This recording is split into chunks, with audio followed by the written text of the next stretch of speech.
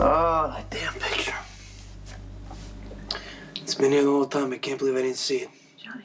And he's still got that damn baby face. It must really come in handy when he's deceiving people in his real job, not his pretend job like you made me believe fighting fires. No, fighting crime. Detective Dante Falconeri. He must be a detective, right? Because no beat cop brings down a major crime family. Could you just please give me a second to try? To try and what? Why don't you just give me a second, all right? Because I'm kind of choking over here. Man, I must be the biggest chump in town. The cop right under my nose the whole time. You know, if Claudia were alive, she'd be laughing her ass off at me right now. Then again, she'd know I've been played by a perfect master. It's not true. Really? Okay, then maybe I missed something. Have you or have you not been lying about your son from the moment we met? What else was I supposed to do? How about tell me the truth? It wasn't an option. Can I take you back a little bit? Maybe if you see the whole thing in context, maybe you could understand. I'm on the edge of my seat. No, I can hear you fine from right over there. Okay. When you and I started seeing each other, as far as I knew, Dante was in Brooklyn doing his whole cop thing. So imagine my surprise when he shows up at my doorstep, already on the case, firmly ensconced, with no intention of going home. Well, why would he go home? He'd already climbed his way through the Zakar ranks into a cushy job with Sonny. And wait a minute, you knew his agenda? I did. Then how could you not tell me? Huh? Once he found his way into the Corinthos ranks, he was a direct threat to me every day. I couldn't tell you. If I told you, it would have put my kid's life at risk. And I didn't want to lose you. I just kept thinking that maybe somehow that I could figure out a way to keep everybody safe.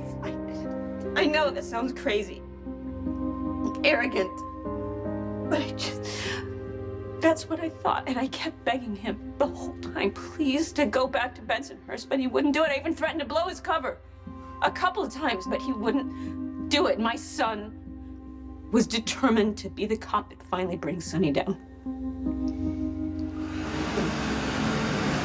We just kept going around and around in this endless, pointless circle. Him telling me that I had to go back to Brooklyn. Me telling him that he had to go. He's convinced that my life is in danger. From me? And from Sonny. He thinks either one of you could turn on me on a dime. And you believed him, huh? That I could hurt you? Of course not. I'm not so sure about what you would do to Dante. You know, I almost did what he said and just left. And went home. I gotta tell you, the 50 million different ways that I had to compromise myself every single day practically killed me. But ultimately, I just couldn't make myself go. So I just planted myself here. And I started praying for the best. That didn't work out too well for you, did it? If it matters, if it counts, I did try to warn you about Dante. I told you a couple of times to watch what you did, watch what you said around him. So this is it, huh? The reason you broke up with me? I had no choice about that. Finally, we're getting somewhere. Why not? Claudia found out. She found out about Dante, and she used that information to push me against the wall. She said if I didn't break up with you, she was going to go to Sonny, and she was going to tell him everything. And I knew if Sonny found out that my kid was a dead man. Remember how drunk Kate was at Spinelli and Max's reception? Yeah, I remember a lot of things about that night. It's the first night we said we loved each other. You remember that? Okay, I get it that you're angry at me and you're frustrated and you want to start throwing people off buildings, maybe me first, but you either want to hear what I have to say or you don't. Okay, please. Please just hear me out. Go ahead. Okay. So Kate saw Dante there. She put two and two together. Remember, I had to drag her out in the parking lot. Man, it's right there. Right under my fingernails the whole time. No wonder you seem so concerned about a guy you claim to barely even know?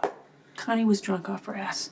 She had no internal editor on duty at the moment, and she had no idea how freaking loud she was talking, and Claudia was there lurking in the parking lot. She heard everything.